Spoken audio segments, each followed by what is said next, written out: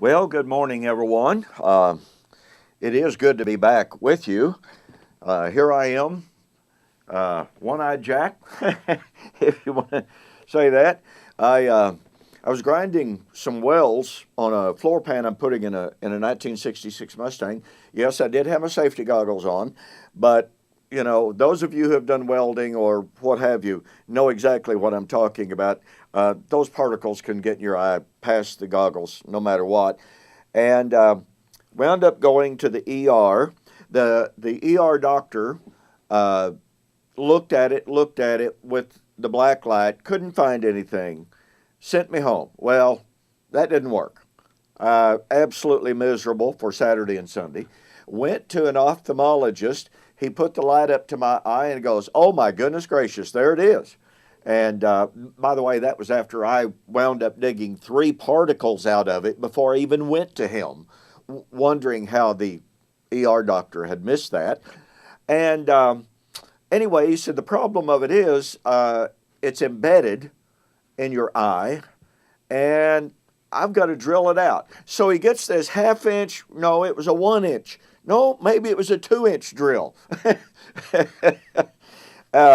Anyway, little electric drill, and it took him 5 attempts to drill it out.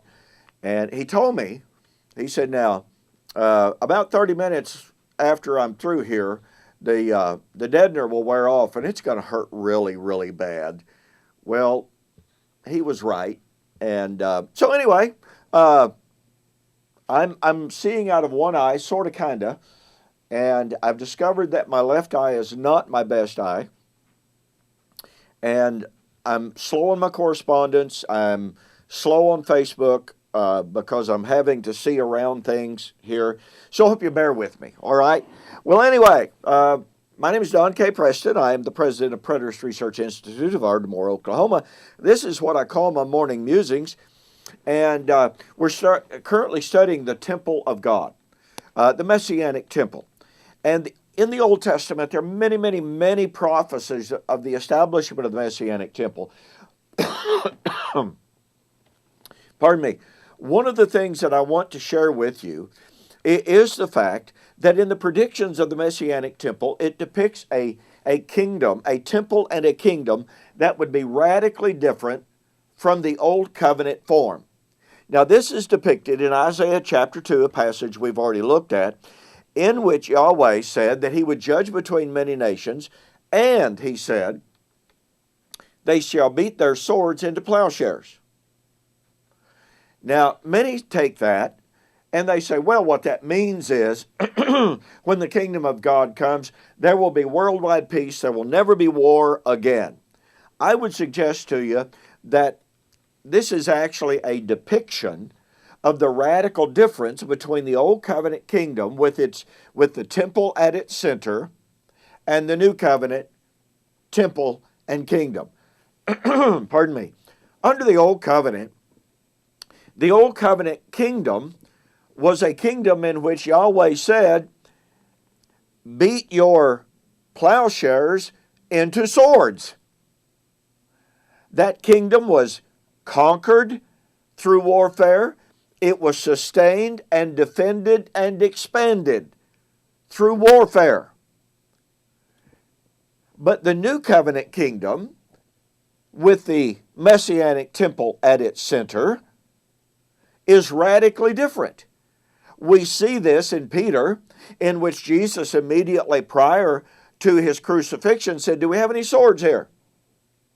Well, we have 2 or 3. Well, that's enough. That's enough? That's enough to establish the kingdom?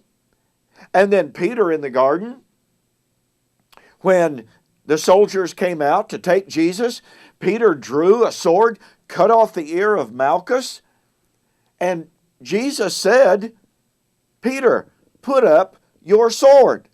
The one who lives by the sword shall die by the sword.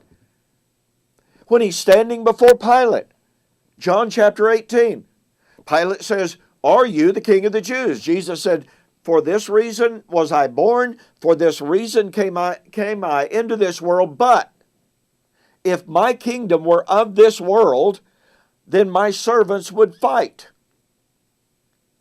all throughout Jesus' ministry. When he said, if a man hits you one cheek, turn the other cheek to him. He was depicting the radical difference between the Old Covenant and the New.